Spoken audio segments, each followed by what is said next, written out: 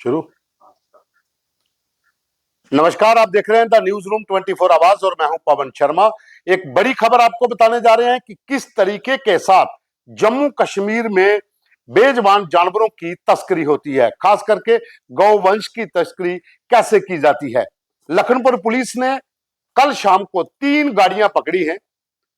3 गाड़ियों में से 33 एनिमल्स जो हैं, जो बेजुबान जानवर हैं, उनको मुक्त करवाया गया है। ये तस्कर उनको पंजाब और हिमाचल से लेकर कश्मीर पहुंचाने की कोशिश में थे, लेकिन लखनपुर पुलिस ने कल स्पेशल ड्राइव शुरू की थी, ऑपरेशन कामधेनु, जो कि जम्मू कश्मीर पुलिस का एक बड़ा ऑपरेशन है, जिसके तहत तमाम इलाकों में जो जानवरों की तस्करी करते हैं उनके खिलाफ काम करता है। उसी टीम ने कल लखनपुर जो थाना प्रभारी है उनके नेतृत्व में 3 गाड़ियों को पकड़ा है। लेकिन जो तस्वीरें आप अपनी स्क्रीन पर मेरे साथ देख रहे हैं, ये आपको विचलित कर सकती हैं। सब्जी से भरा हुआ ट्रक है, उस ट्रक के भीतर ऐसे तरीके के साथ जो मवेशी है, जो गौवंश है, वो उसके अंदर ठूसे गए थे। चारों तरफ से पैक किया गया था ताकि किसी को पता ना चले। ये पहला मौका नहीं है। इससे पहले पेट्रोल जो टैंकर होते हैं, जो ऑयल लेकर आते हैं, उसके बीच भी मवेशियों की तस्करी होती रही है।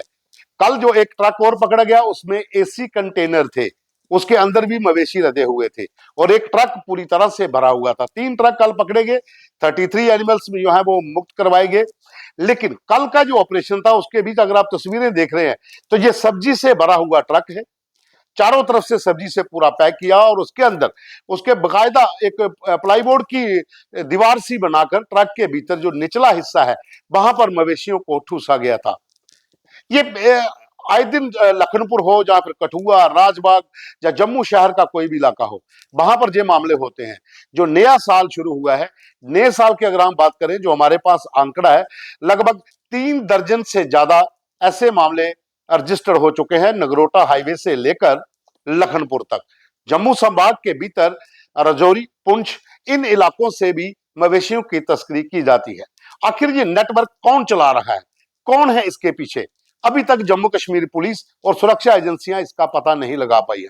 ये अकेले व्यक्ति का काम नहीं हो सकता है।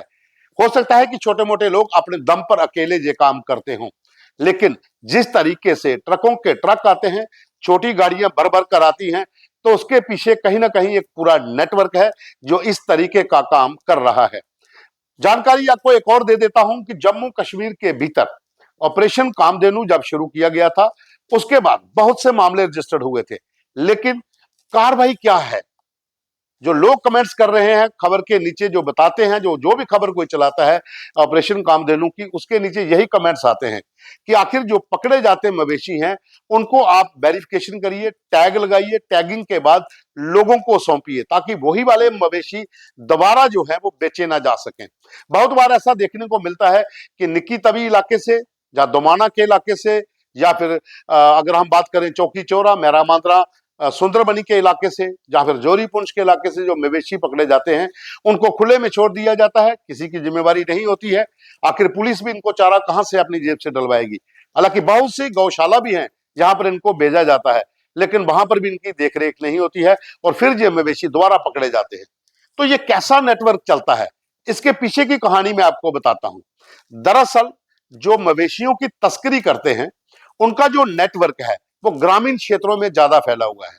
ये रात को बंधे हुए मवेशियों को चोरी कर लेते हैं, छोटी गाड़ियों में लाद कर इनको हाईवे तक लाते हैं। हाईवे पर बड़े ट्रक इनका इंतजार कर रहे होते हैं और इसमें कहीं कोई शक नहीं है कि बहुत सी पुलिस चौकियां, बहुत से पुलिस थाने, उनकी भी मिलीभगत होती है। आप खुद अंदाजा लगा लीजिए कि अगर एक उधमपुर में या रामबन में जाकर ट्रक पंजाब नंबर का पकड़ा जाता है जिसके अंदर मवेशी लदे हैं, तो वो लखनपुर को क्रॉस करने के बाद कितने नाकों को क्रॉस करता हुआ, हाईवे को पार करता हुआ रामबन में पहुंचा होगा। तो कहीं ना कहीं कमियां तो हैं, उनको भी ढूंढना पड़ेगा। लेकिन इसमें एक और चीज है, जो सबसे बड़ी चीज यह है कि आप जो मवेशी पकड़ते हैं उनको आप खुले में छोड़ देंगे तो दोबारा से उनको बेच दिया जाता है। या फिर एक चीज और भी है जिसकी ओर लोग ध्यान नहीं देते।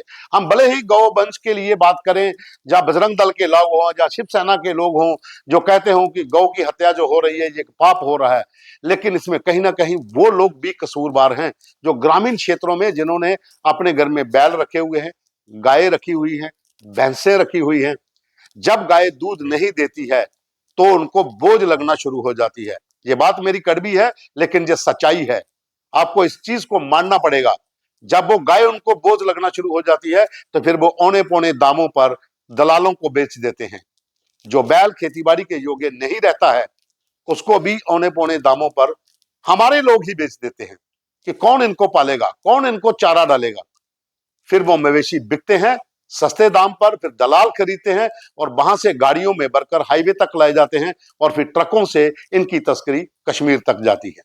सरकार कानून बनाए, बीफ के ऊपर प्रतिबंध है, कश्मीर के भीतर खुलेआम कई जगह पर बिकता है, लेकिन शराब को लेकर, शराब बंद को लेकर कश्मीर के विधायक भले ही बिल ला रहे हो, लेकिन बीफ के ऊपर भी कोई बिल लाना चाहिए कि ओपन में कैसे सेल हो रही है जबकि प्रतिबंध लगा हुआ है।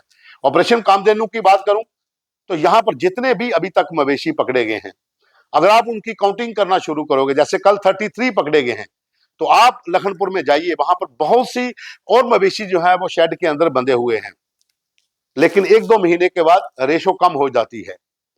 लाइफ ऑफ स्ट्रेज जो बेजुबान जानवरों की एक संस्था है, उसका ये दावा है कि हमने बहुत से गौशालों में जाकर देखा है, बहुत से ऐसे इलाकों में जाकर देखा है जहां पर मवेशी पकड़े जाते हैं, जब दूसरी बार जाते हैं तो उनकी संख्या कम होती है। आप कोई ऐसी योजना लाइए कि वेरिफिकेशन करिए जानवरों की, उनको टैगिंग करिए और लोगों को सौंपिए जो पाल सकते हैं।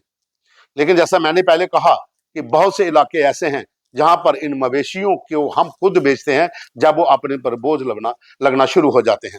खैर चलो, वो एक अलग मुद्दा है, मुद्दा बहुत बड़ा है, लेकिन हम बात कर रहे हैं बेजुबानों की तस्करी का, जो कल लखनपुर में शिवरात्रि के दिन जब पूरी दुनिया जो है भगवान शिव का पाठ कर रही थी, तो वहां से 3 ट्रक जो हैं वो मवेशियों से भरे हुए, गोवंश से भरे हुए निकलते हैं।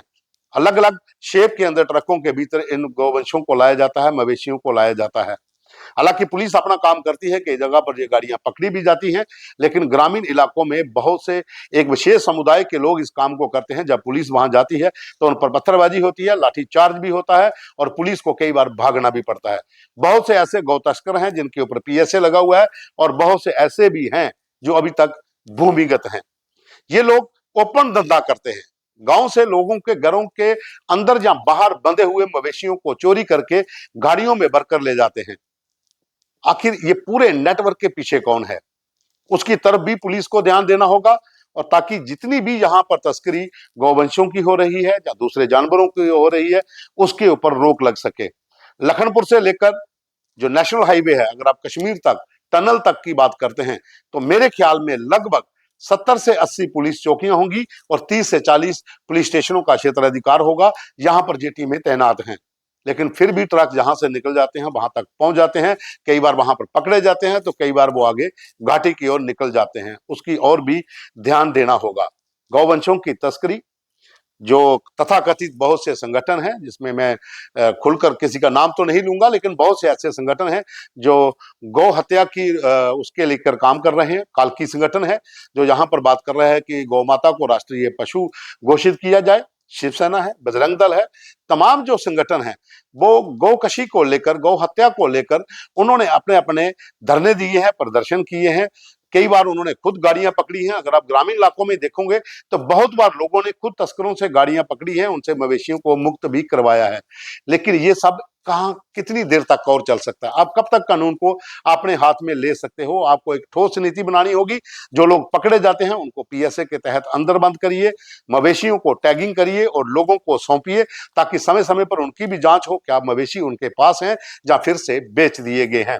ये सिलसिला चल रहा है और आगे भी मुझे लगता है ये चलेगा, जब तक सरकार इसके ऊपर कोई ठोस नीति नहीं लाती। जो गौवंश के तस्कर हैं उनके खिलाफ कोर्ट में, पुलिस थानों में इतने कठोर कानून के तहत कार्रवाई हो ताकि दोबारा वो ऐसा काम ना करें। अभी के लिए बस इतना ही। धन्यवाद।